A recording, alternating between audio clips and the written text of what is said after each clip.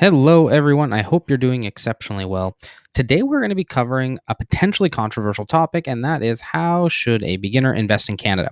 Now, I'm basing this off of a very much a beginner, somebody who has no knowledge of what to invest and how to invest or anything like that. There's really two approaches that can be taken here. There is going to be a do it yourself approach, and then there's going to be a professional approach, and this is where you work with a financial advisor.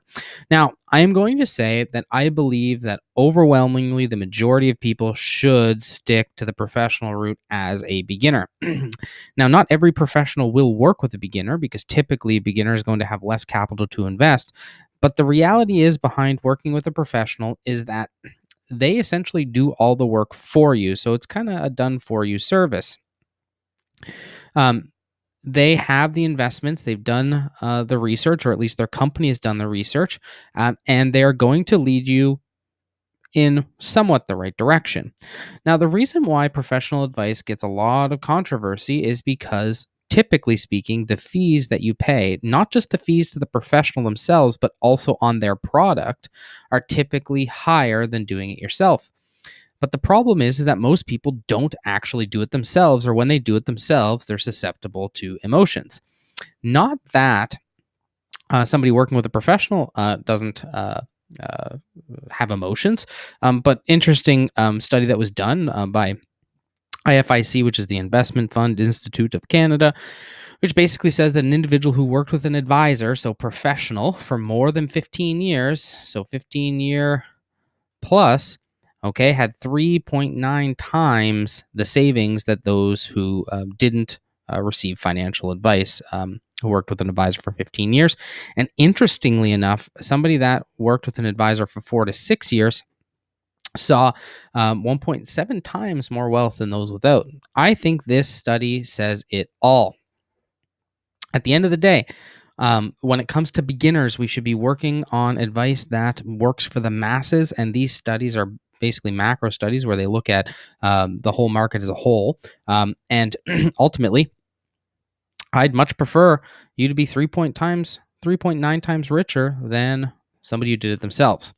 In saying that, as somebody learns more about their finances, doing it yourself is a decent option, although you'll see a trend that I typically don't actually recommend this intensely. And the only reason I believe that and I see that is because, again, it's these emotions, it is behaviors. So there is lower fees on this side, lower fees, more control, but more control is good, but it's not also good if there is risk. So typically speaking, I'm going to say there's more risk. Now, there's more risk not necessarily because of the products, because you can pick low risk products.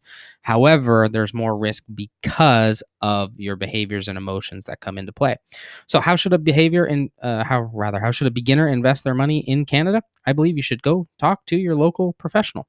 Some good examples, honestly, advisors that rather companies that'll work with somebody that are national across Canada.